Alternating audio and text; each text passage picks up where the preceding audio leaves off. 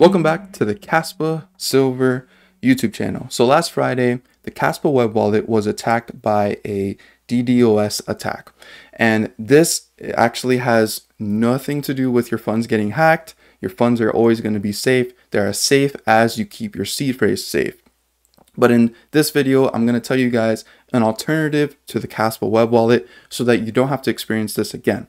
So as you could see on Friday at about 3:21 p.m., the Kaspa web wallet is being DDoS. This only means that the website is not accessible for the duration of the attack. All your funds are safe and will be waiting for you once we get everything back up.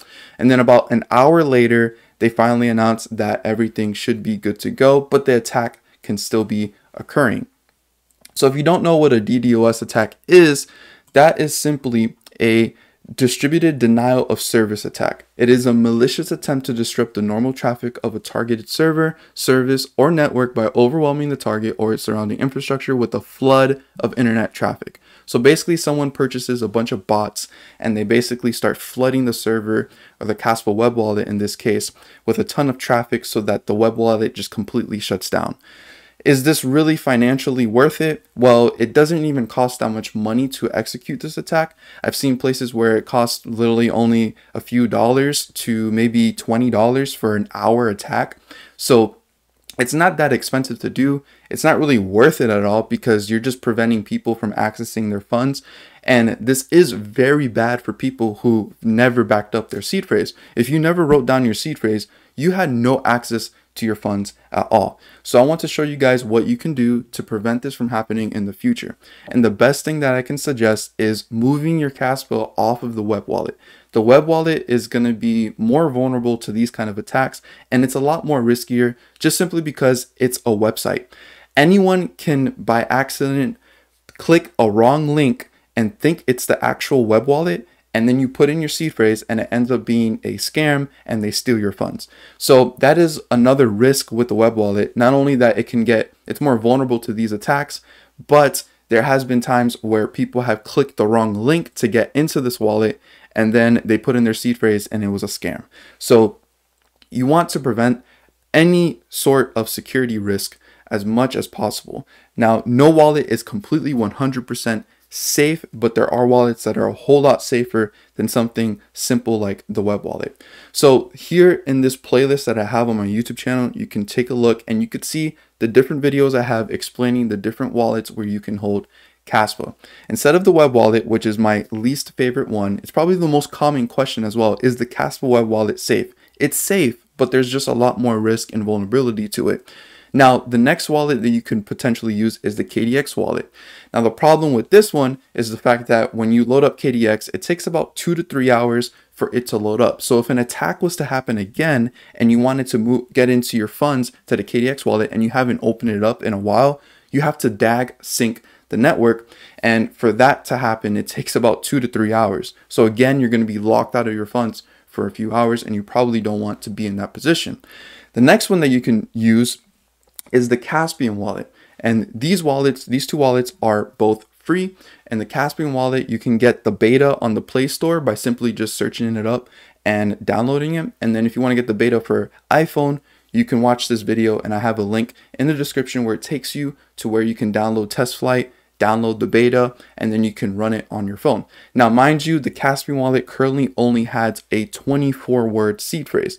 The web wallet holds a 12-word seed phrase. So you're not able to import the web wallet into the Caspian wallet. You have to actually make a new wallet and send the Kaspa over to the Caspian wallet.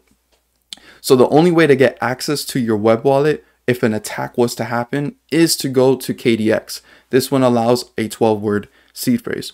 So then once you get it there, then you could possibly move it over to Caspian wallet if this attack was to happen again.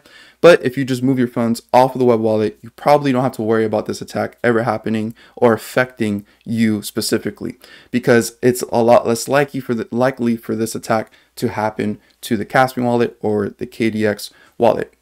Now, the best alternatives is, and this is what I use personally, is using a cold storage device, which means that your seed phrase never touches the internet. And I use OneKey or Tangem. These two wallets are actually very good to keep your funds completely offline. The internet never sees your seed phrase at all. And on top of that, it's a lot more secure than even the Caspium or KDX wallet, just simply because they are cold storage devices. I'm going to make a video later this week explaining the difference between hot wallet and a cold wallet, because it's very important to understand those differences, because it can allow you to have better security with your funds.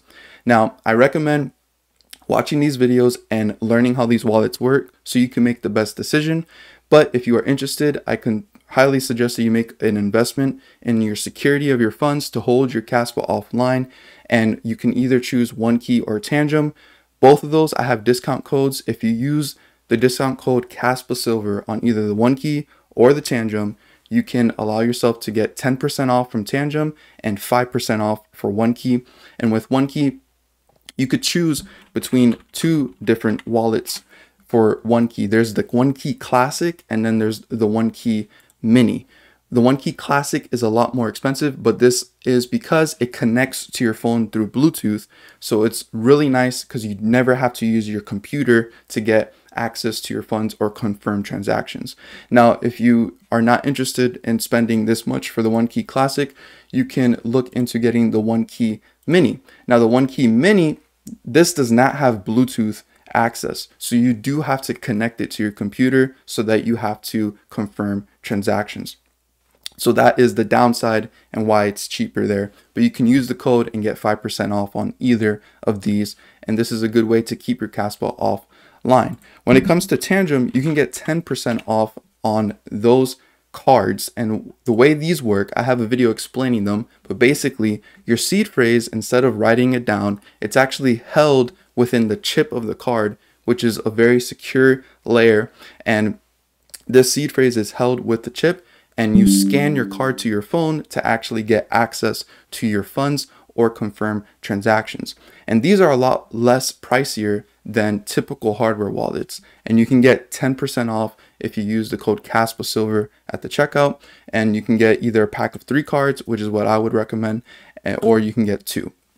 So these are the other alternatives we have to hold our Kaspa. I hope that they introduce more cold storage devices. I know Ledger is one that people really want, but currently we're waiting for them to finish the implementation of Kaspa. So as long as that's not available, these are our options for cold storage devices. So go ahead and take a look at these videos and maybe make the best decision for yourself that is within your budget and will allow you to make sure that you don't have to suffer not having any access to your funds if attack like this happens again. So I hope you guys enjoyed this video, and as always, don't be average, be different.